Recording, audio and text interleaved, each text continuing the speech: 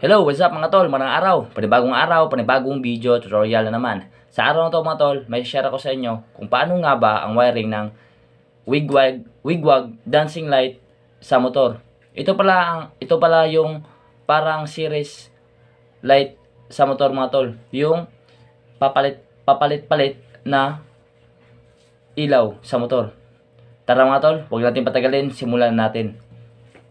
This channel contain educational purposes only. Okay, magsisimula tayo sa ignition switch mga tol. Ang ignition switch mga tol, paulit na ito mga tol. Pero, pagbigyan na natin yung mga hindi pa alam paano mag-wiring ng ignition switch.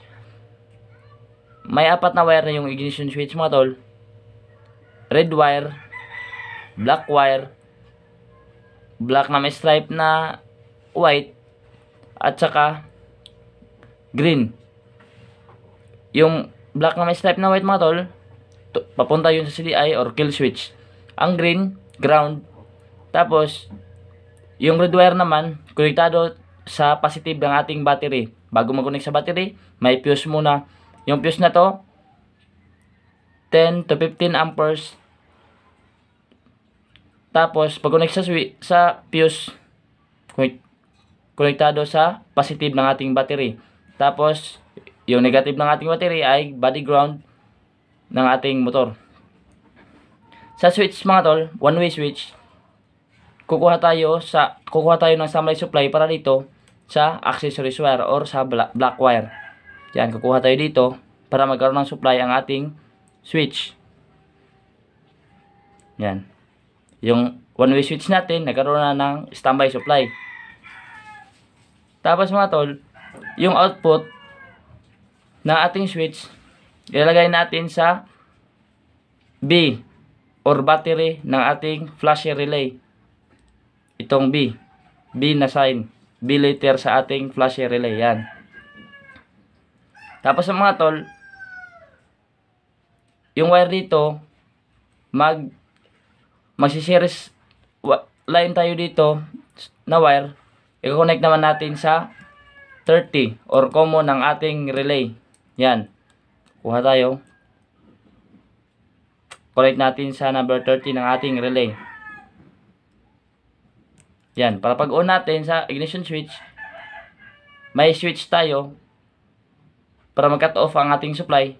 Tapos pag on natin ng ignition switch, pag on natin ng ating one-way switch, magkakaroon ng supply ang ating relay at saka ang ating common ng ating magkakaroon ng supply ang ating flash relay at saka common ng ating horn relay or bush relay. Yan mga tol. Tapos mga tol, itong flash relay natin, yung letter A, i-connect natin sa 86 triggered ng ating bush relay or horn relay. Yan. Bali ang supply dito, steady na supply, positive. Pagpunta sa L, blink na na-supply or putol-putol na na-supply. Para yung lead light natin or bulb, depende sa inyo kung anong gusto nyo gamitin, ay mag off on. Yan mga tol. Yung L, connect natin sa 86 ng ating horn relay. Jump. Yan, connect natin sa 86. Napakasimple lang nito mga tol.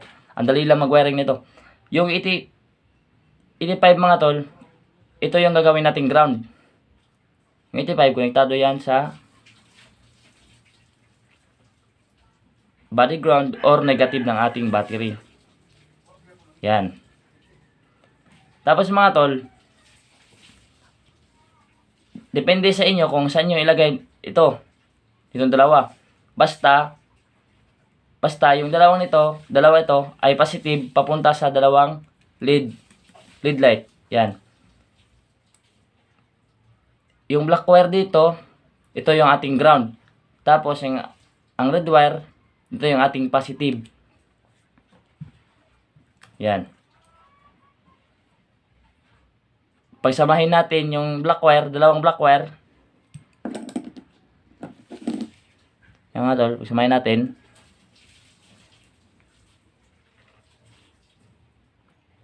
Ito ay papunta sa negative ng ating battery or ground ng ating motor. Body ground, yan.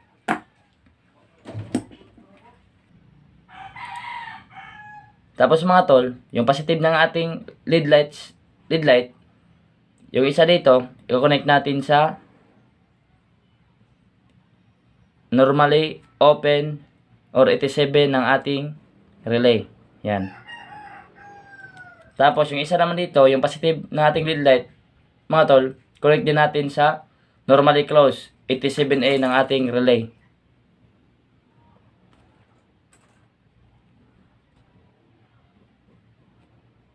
Yan mga tol.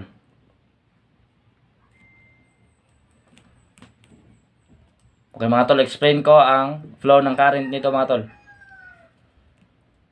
Bali, kaya nag-blink yung ating lead light mga tol dahil sa flashy relay. At kaya nagkakaroon ng ang normally closed 87A, kaya nagkakaroon ng supply dahil sa cut-off supply ng ating flashy relay. Bali, ganito kasi tol. Pag steady ang supply ng flasher relay, hindi magkakaroon ng supply ang ating 87A kasi yung 87A magkakasupply lang yan kapag yung 30 lang ang may supply.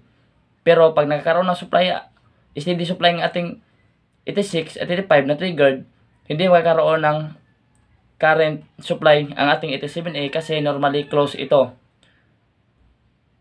Kaya ang trabaho ng ating flasher relay, pinabablink niya ang ating lead light at saka nagkakaroon ng 87. Ang 87A nagkakaroon ng supply kasi nagka-cut off siya. Yan. Pag on ng ating switch, nagkaroon ng supply, common supply ang ating flasher relay sa B at common supply ng ating horn relay sa 30. Yan. Pag on ng flasher relay, nagkakaroon ng supply ang ating 87. Na-triggered ang 86, kaya nagkakaroon ng supply ng 87. Nag-on ang 87. Pag off ng ating flasher relay, kasi nagbi-blink yan, pag blink or pag off ng ating flasher relay, nagkakaroon naman ng supply ang ating 87A. Kaya lilipat, pupunta naman sa ating isang lead light. Yan ang process ng wigwag or dancing light ng ating mga motor mga tol. Nakadepende lang sa inyo mga tol kung anong gusto nyo gamitin, lead light ba or bulb. Basta mga tol, kailangan natin ng itong dalawang component ito, flasher relay at bush relay or horn relay. Maraming salamat mga tol sa inyong panonood. Sana may natutunan kayo sa ating munting video tutorial. Huwag niyo kalimutan mag-subscribe and pag-hit na rin sa notification bell para lagi kayong updated sa sunod natin na video. Maraming salamat mga tol. Goodbye. Thank you.